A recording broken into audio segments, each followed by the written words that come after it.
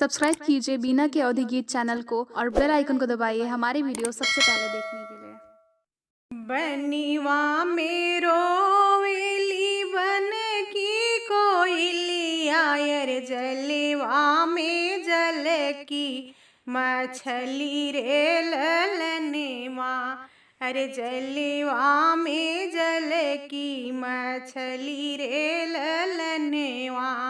बनिवा में रोवेली बन की कोयलिया यर जलवा में जल की मछली रे ललनवा।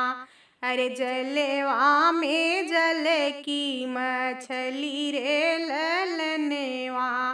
बेटी लई के रोवाई बेटी के बाबा। अरे कैसे करब बेटी के दान रे ललनवा। अरे कैसे करब बेटी के दान रे ललनवा।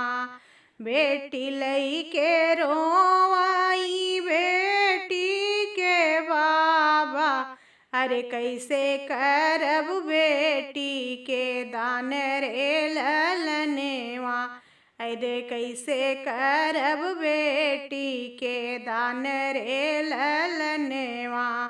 जैसे के मोरे बाबा तिलक चढ़ौला।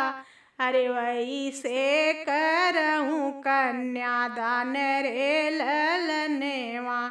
अरे वैसे करहूँ कन्यादान रे ललनवा।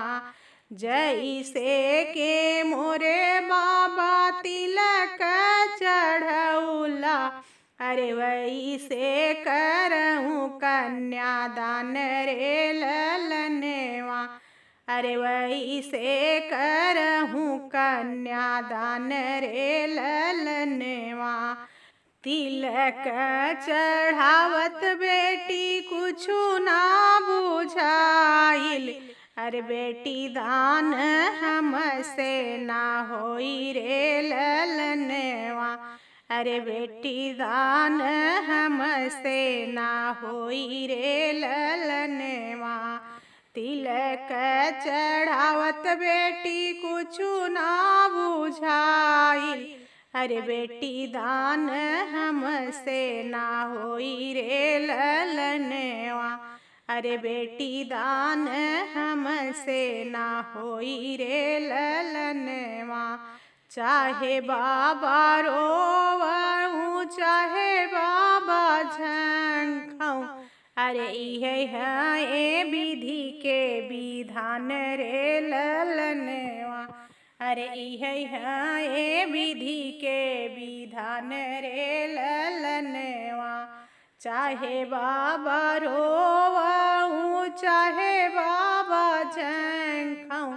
अरे इहे है विधि के विधान रे ललनवा। अरे इहे है विधि के विधान रे